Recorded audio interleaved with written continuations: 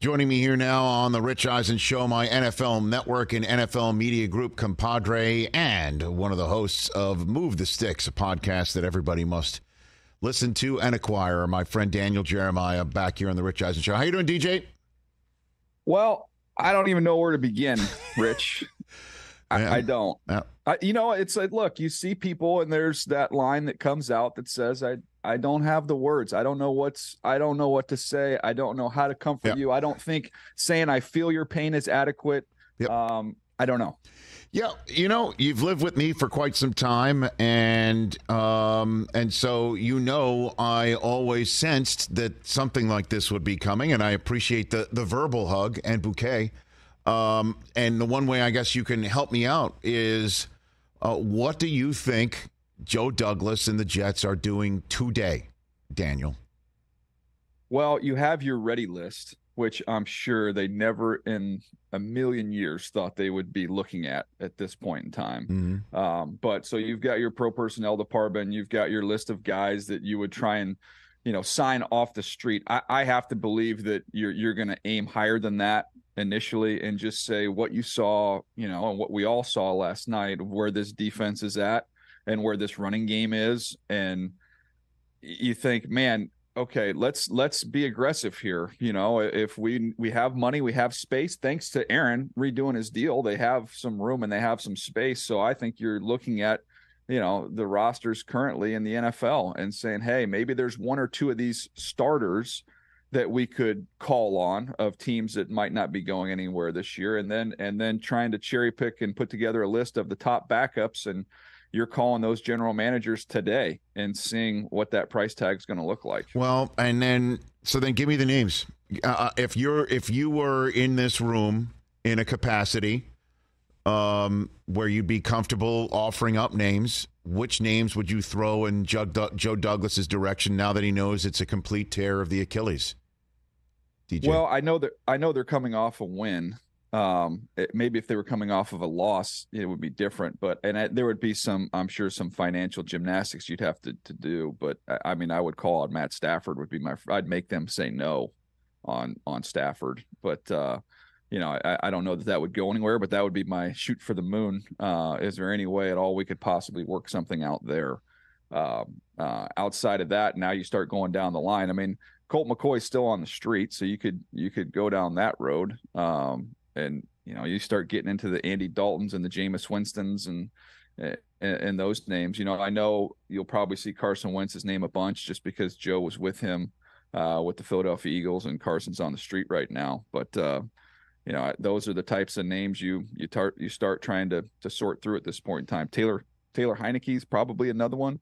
I personally, Rich, I feel like they need an Andy Dalton-esque quarterback where you don't need you to be anything special. We just need you to take care of the football and take the layups that are going to be presented to you, because the defense is, what's the margin? You need to score 16, 17 points a game. You're going to go to the playoffs.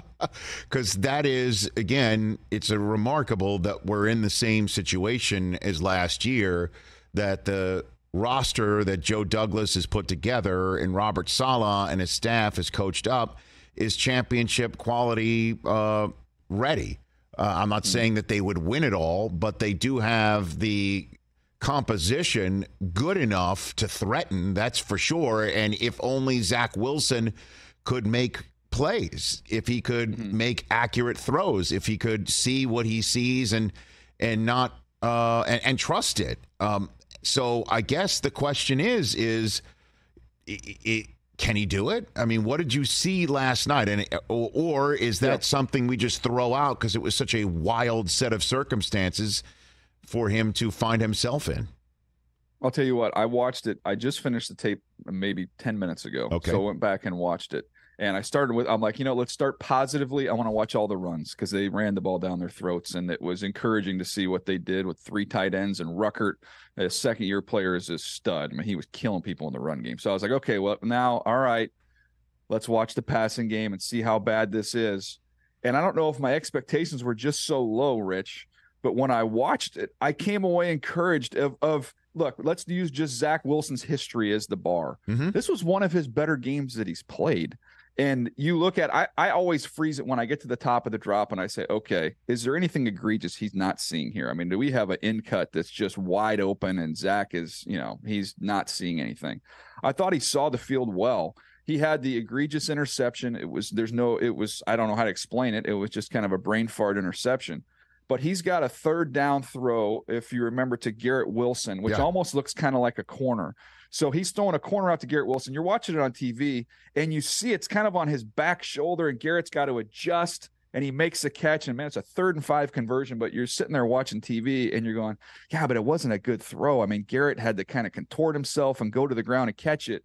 Then you watch the tape, and you see Tre'Davious White as the corner has sloughed off, and if he throws that thing on target, it's picked off. He actually threw away from a defender, which I haven't seen him do much of on a big 3rd down conversion. He had a nice one to Lazard. They're going to use the screen game. I mean, they did a nice job, popped a couple screens loose. The one where I know Peyton and Fitzpatrick were kind of making fun of him and having fun with, when you watch it live, where he's retreating and he scrambles back 40 yards and throws the ball out of bounds, right? They have fun with that. Well, you watch the tape of it. It's a screen to Michael Carter. They sniff it out immediately. And maybe old Zach Wilson, tries to complete the ball and something bad happens. At least he held on to it, scrambled around, and threw the ball away. So to me, I think that he played fine. If they get Zach seeing the field like that and playing like that, minus that one play, they're going to win a lot of games. And the other thing I would add is something he has this year that he's never had and he didn't have last night. Hopefully, he has Aaron Rodgers on the sideline, who's got probably the best football mind, or one of the best football minds in the league, seeing things, giving him advice, fueling him with confidence even. You know how much he respects him. So Aaron, in some ways, could still have a huge role on this team when it comes to Zach. Daniel Jeremiah here on the Rich Eisen Show. One thing I want to throw out to you, because I thought it was such a salient point in the middle of the game last night. Troy Aikman said in the in the Monday night booth that the Jets offense, with Hackett coordinating it, was predicated on Rodgers' line of scrimmage knowledge and his neck up, 20 years, Hall of Fame ability to dissect the defense, get in the right play, and make the right decisions. Now it's Hackett coordinating for a Wilson. Now, I know what happened last year with the previous Wilson. So I ask you just point blank, is this a good combination with Nathaniel Hackett and Zach Wilson to figure it out, as this team will now need them to do? Well, none of us know. To be honest with you, we don't know. We'll find out. I do know, in watching it last night, I thought Zach looked more comfortable in this offense than he did in the previous one. They still come from the same tree. There's some similarities there, but I thought he looked more comfortable, and it was the variety of the screen game. I think that is a personnel grouping. When you look at it with Lazard, what he does blocking in the run game, not only blocking the run game, he's unbelievable blocking in screens. So you're going to be able to swing the ball out to Dalvin. You're going to swing it out to Breece Hall. I mean, you remember, Rich. I mean, whatever Zach's limitations are, when Breece Hall was healthy, they were winning football games. So now you add Dalvin Cook to that. You've got ways to take some pressure off of him that they didn't have last year, when all of a sudden you looked up and there's no Mekhi Becton, there's no Elijah Vera Tucker, there's no Breece Hall, and now you've added Dalvin Cook to this mix. He's got a much better support system around him. Now, I'm not saying I guarantee you we're going to see this guy just take off like a rocket ship, but he's got more help, is what I'm getting at. Let's talk about the rest of week one. Daniel Jeremiah from Move the Sticks, NFL Network, NFL Media Group, right here on the Rich Eisen Show. Also from the Los Angeles Chargers radio booth. Is Tyreek Hill uncoverable, DJ? Well, I never seen anything like that. I mean, I've been around. I started with the Ravens in 2003. That was the most dominant receiver game I've ever seen. I mean, they had no answers for him. His speed is ridiculous, and the creativity of Mike McDaniel, how he used some of the things he did with some of the motion. I said during the broadcast, I said, I feel like I'm watching the arena game, with the way that they're doing some of this stuff. It's ridiculous. Like, is that legal? Man, it doesn't look like that's fair, what he's doing. But on the other side of it, ideally, and when you have a receiver like Tyreek Hill, you have your best corner on him, and you have safety help over the top, preferably your best one. Now, if you want to go down the ladder from that, you go, okay, well, maybe we have one or the other. Maybe we have our best corner and then our second safety. Maybe we have our second corner and our best safety. But we've got two guys dedicated to him. What you don't want to have happen is they were able to get it matched up where they were able to get him on your third or fourth corner with no help. So, how that happens and how they designed that and how it ended up that way is something that obviously the Chargers have to get corrected. But hat tip to Mike McDaniels for what he did to get him free and get him one-on-one. And Tua, in that offense, I'll say this about Tua. As much grief as he's taken, Rich, I don't know there's a better quarterback situated for that scheme that they're operating with that personnel. He is the perfect fit for what they are doing right now because nobody is as quick as him in terms of his feet, his release, and his mind. He does it faster than anybody. And I saw your video you popped on your Instagram feed, Daniel, where Joey Bosa's running free. He's unblocked coming off the line. A handful of other Charger pass rushers, blitzers, unblocked coming off the line, and it looks like Tua can protect himself maybe, right, by getting rid of the ball as fast as he was getting rid of it with Teron Armstead out and a bunch of new guys on that line.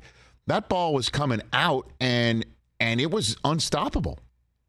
Yeah, it was going back to what we said at that year at the draft. I remember I made the comparison. This is like a Vegas blackjack dealer, just like ding, ding, ding, ding, ding, ding, ding, just like flipping those cards around as fast as you can. Yeah. And that's why I wanted to point that out because I was getting a lot of people on social media just blasting, the Chargers are paying Bosa and Mack all this money and they can't beat the backup tackles. I'm like, there's plays where they are unblocked and in a sprinter stance and you still can't get there fast enough because the ball's out. And if you can't get your hands on these receivers and disrupt their timing, they're going to do this to everybody. And the challenge is now they're saying, okay, they motion and shift more than anybody in the NFL last year. And so it's hard to get your hands on guys when they're constantly moving pre-snap. So it's a good looking offense. When they had him healthy last year, Rich, they were humming, and they've taken it to another level. Daniel Jeremiah, a few minutes left with @MoveTheSticks on everybody's social media platforms, my colleague from NFL Network. It's amazing because you and I were talking before the season how deep the AFC is, quarterbacks galore in the AFC, and 1 week in, the Chiefs, the Bills, the Bengals lose, and on top of it, the NFC. The way the 49ers blew the doors off in Pittsburgh, the way the Cowboys just mauled the Giants, the way the Eagles did absorb a comeback attempt with Tom Brady in the house by Mac Jones and Belichick's Patriots. Is this the way it's going to go, do you think? Or is week one an outlier where the NFC might have the stronger teams, Daniel? I think it's like a different sport in each conference. I mean, the AFC, you mentioned all the quarterbacks, when you have all those top guys lose, and then with the NFC, for what we said about what they don't have in terms of the quarterbacks, maybe we should have given more respect to what they do have, which is physical teams. They can run the ball, they play defense, they're physical up front, they have pass rushers, and you saw that. I mean, I think Dallas and San Francisco are probably the two most impressive teams from week one and what they did. So I feel like you've got a quarterback-driven conference and you've got a defensive-driven conference, and it's going to be interesting to see how these matchups, go at it throughout the year. I think we all kind of just think, okay, well, eventually the quarterbacks, it's a quarterback league. They'll kind of rise up, and I don't imagine the Chiefs are going to go on a long struggle here. But they do play defense in the NFC, and they are very physical. So, which one would you take in 2023? Which style do you think would prevail in this league? I think, look, we only get to see it, we're only going to see it once in the Super Bowl when it really, really matters. But I would say it's going to be challenging to come out of the AFC if you don't have an elite quarterback, because you can, even if you're a defensive loaded team in the AFC, you're going to have to run through too many of these guys. There's going to be a game that's presented where you're going to have to score 30 points. In the NFC, I think you can navigate those waters with that other formula. And then we get to see it for one game, and usually in one game, we've seen it in Super Bowls, Rich. all-time great defenses. The Eagles had 70 sacks last year, and they couldn't slow down the Kansas City Chiefs. I think the quarterbacks always win in the end. They always get the last laugh, but it is going to be interesting style in the fight. So how much laughing is Justin Herbert doing today? I mean, walk me through what you saw from the Chargers end of things in that game then, DJ. Sure. And we were actually texting a little bit about this during the game, which, by the way, Rich, I'm a professional. I only check the phone during timeouts. You know, I'm not up there reading my text messages during live action. I know I'm texting you during a radio broadcast, DJ, because again, I'm like wondering why all these checkdowns were happening. And we have Austin Eckler on Thursday. We're going to talk with him. He had a terrific game, which I find fascinating. Like, let's run the ball. Let's check it down after telling our all-world running back that we're depending on to go seek a trade and then give him a little bit extra scratch to keep him happy and then rely the heck out of him. So I'm like texting you like, where's the Kellen Moore? And now we're going to push the ball down the field. So So here, it was a great question. Thank you, sir. So here's what happened in this ball game, and I think a lot of times, and not you, but other people will see the box score and go, "Well, I was sold a bill of goods. I thought we were going to get this, this vertical passing game. Why wasn't it there?" Well, it was Vic Fangio on the other side, and if they refer to it as the Vic Fangio defense for a reason because of how they play, and they put their two safeties in the parking lot, and if the Chargers ran, I mean, I'm literally calling it where 8-yard run on first down. And I go, okay, money. This is going to be a shot. They're going to be able to take a shot now. It's 2nd and 2. They're going to have to walk a safety down, and you're going to get one-on-one with these receivers. Nope. They are still in the parking lot. So they are daring you to run the football. And I actually thought it was the perfect game plan for Kellen Moore. This is a team that averaged 89 rushing yards a game last year. Mm-hmm. They went for well over 200 in this game. You almost had 200-yard rushers. Joshua Kelly, I think, had 93 yards. Austin was well over 100. So you score 34 points. You run for over 200 yards. And I'm sitting here going, that's got to be good enough. Now, I think that was the 3rd highest point total of the week, and they lost. So to me, I thought that was a great example of Kellen Moore being patient and taking what they give you. And if they're putting up 34s every week, he's doing his job as the offensive coordinator, and they got to figure out how to stop somebody. Last one for you. Let's be fair and balanced. What do you make of Josh Allen's performance on Monday night? Great defense, just befuddling a terrific quarterback, or he's got a little bit of the Favre 2.0 in him, and he's just winging it. And in time for Vegas to come to Western New York, he'll figure it out. What do you think? I think he'll eventually figure it out. And I also think, it's similar to what we were talking about with the Chargers defense. It's like, let's not completely bury them for going up against one of the best units in the league week 1. And I think the Jets, I don't think there's a defense better than them. You could say the 49ers and the Cowboys looked really, really good, but with the speed that the Jets have on defense. And I think as a quarterback, there's times when you're constantly under duress like that, and you almost trick yourself to say, okay, well, if I can just buy a little time, I'm going to be able to make them pay for this and get a big chunk, home run balls down the field. But the Jets don't have to send 5, 6, 7 rushers to get there. So those 4 guys are getting to you, and they still have coverage on the back end. So I thought he just got outside of himself, and it was like, oh my gosh, I bought a little time. Surely somebody's uncovered. And no, they haven't. So he got a little bit too greedy. And that was, the disappointing thing for me on that is through the maturation process, you have to know what type of game you're in. And with where the Jets were with that injury at the quarterback position, that was hey, let's run the ball and punt. If the Jets have to march 80, 90 yards the whole game, we will win this football game. We cannot turn the ball over. We cannot give him a short field. And he turned it over 4 times. Last one for you, Daniel. Do you, just going full circle, if you are Joe Douglas, general manager of the New York Jets, and you saw what just happened last night, and you see what might be to come, and every single quarterback you told me, with the exception of Stafford, that they can go YOLO for, would be somebody to be there to back up Zach Wilson and go to battle with Zach. Do you, if you're Joe Douglas, dare to call Tom Brady and say, what do you say? TB12. DJ, what do you think? 100% you make the call. I can't in a million years see him doing it.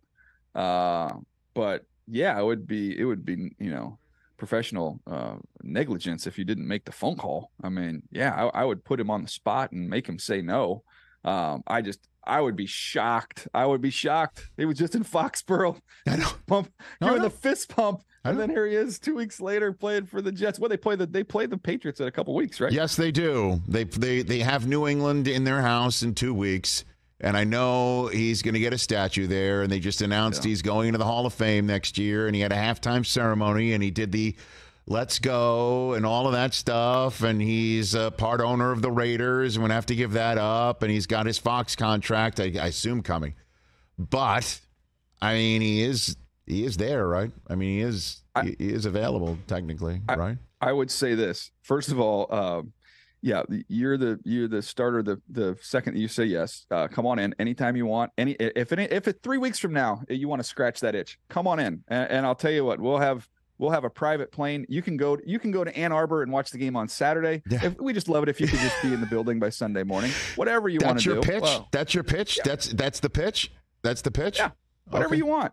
Hey, you know what? If you don't feel like playing a full game, we might not need you for a full game. Come on out. Give us a half. You give us a half. You give us a half, Tom. Give us 2 touchdowns. We're good. Give us a half. So the bullet points are whatever you want. Give us a half. That's it. That's it. And then just you get a full. The thing is, you get a whole ring for playing half a game. That's how that works. Well, at this point, it looks like Aaron Rodgers, the best case scenario is he gets a whole ring for being a new coach on the sidelines for Zach Wilson.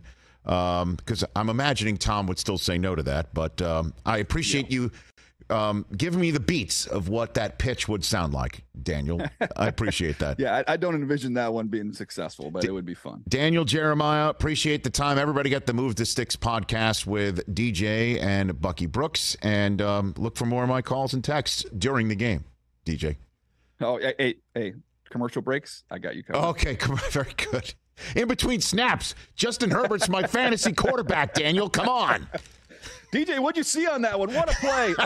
Let me see the replay real quick. Nice. Rich was wanting to know what Garrett Wilson, if he's doing all right. What's going on? Thanks again, Daniel.